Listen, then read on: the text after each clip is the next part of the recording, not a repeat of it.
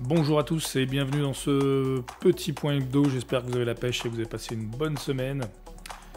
On va faire tout de suite le point sur nos trois valeurs du portefeuille à 10 000. Donc on commence tout de suite par le BITO.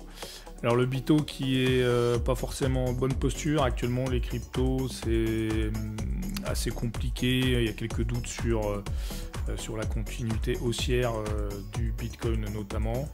On va aller jeter un coup d'œil au graphique du Bitcoin.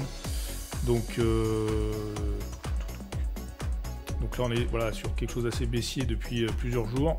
Il ne faudrait pas qu'on casse un certain niveau vers les 41, 42, 43K là, en dessous de cette mèche là. Sinon on serait dans quelque chose de très très négatif. Donc pour nous le BITO ça donne quoi? Ça donne, attendez je vais zoomer, ça donne, oups, on n'est toujours pas à notre alerte à 29, d'accord, on est ici, là ça cote 30,75. À partir du moment où on tapera l'alerte à 29, on roulera certainement le put. On a toujours dit qu'on ne souhaitait pas posséder cet ETF, on souhaitait juste capitaliser dessus. Et donc cette semaine, on attend de voir ce qui va se passer. On arrive à l'expiration dans 5 jours, enfin vendredi prochain. Donc il nous reste 5 bougies à effectuer, on verra ce que ça donne. Et si on tape l'alerte à 29, on clôturera, on rachètera et on revendra un put. Et donc voilà ce qu'on ferait sur le BITO. Pour XLE, pas grand chose à dire, hein. On est très peu de chance qu'on se fasse exercer, ça se passe comme on l'avait souhaité, ça latéralise tranquillement. Et donc voilà, on va sûrement rouler la position à l'expiration, rester reprendre un autre contrat. Peut-être bien au même strike, on verra, et on continuera avec XLE. Pour le silver là c'est beaucoup plus compliqué, en effet, hein, on est entré à peu près pile poil au moment où il y a eu cette baisse du silver. Notre break-even était à 21,93, donc là actuellement on est donc en perte. Donc il nous reste quand même un peu de temps, faites pas attention à celui du bas, c'est sur un autre portefeuille. Nous on est sur celui du haut. On a jusqu'au 23 décembre, la veille de Noël, pour voir ce que ça donne. Ici on a un petit support, je pense qu'on a quelques chances que ça remonte un peu, mais de là à ce que ça remonte jusqu'à notre break-even, je suis plutôt pessimiste.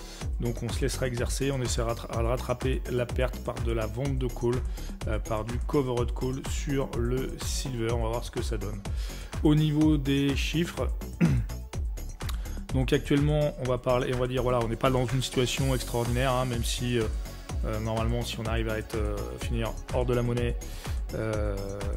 sur le XLE et sur le BITO, on devrait pouvoir à peu près s'en sortir, mais pour l'instant voilà, on a gagné donc 4,10 sur le BITO, on est en perte de 145,90 sur le silver, et on est en gain sur XLE de 41,10 $.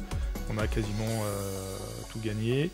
On est à 91% de l'objectif qui est donc le strike à 51, l'objectif pardon, qui est la prime à 0,45, donc 45 en tout. Donc sur le XLE on est plutôt bon, sur le SLV on est plutôt très pas bon, sur le BITO on est à peu près neutre actuellement, et on va garder ça en surveillance. Sur la performance globale depuis le départ, forcément ça a un impact, hein. On était pas mal à la fin du premier cycle, on était vers 1,20 en 2 mois. Là, on est retombé à 1,5 en performance, à 0,5 pardon en performance pour le portefeuille. On verra ce que ça donne en fin de semaine, une fois que les 2 contrats sont arrivés à expiration, pour voir si ça nous fait remonter notre performance. Voilà pour le point hebdo. Si vous avez des questions, n'hésitez pas à les poser en commentaire. On continue toujours, portefeuille EDK. Je ne suis pas spécialement plus inquiet que ça en fait, parce qu'en fait c'est la force des options, on a plusieurs choix, comme son nom l'indique, plusieurs options. On a commencé notre portefeuille fin septembre, donc là on n'est même pas fin novembre, donc ça fait même pas 2 mois non, ça fait un peu plus de 2 mois pardon qu'on est dessus. Et donc pour l'instant, ça se passe avec voilà, quelques difficultés. On a eu une difficulté sur Intel, là on a une difficulté sur le Silver, mais ça fait partie de la loi du jeu du marché. Cependant, moi ce que je trouve très confortable, c'est qu'on n'est pas toutes les 3 minutes devant l'écran. Typiquement, là, la vidéo, c'est ce que je fais en live, je fais le point avec vous et je referme tout ça tranquillement. J'ai mes alertes en place et je vais aller faire autre chose juste après. Voilà, je vous souhaite un excellent dimanche, une très belle semaine. On se retrouve fin de semaine prochaine pour revoir l'expiration de XLE et du Bito, voir ce qu'on fait à ce moment-là et voir comment le Silver a évolué. Je vous dis à très bientôt et excellente semaine à vous. Ciao.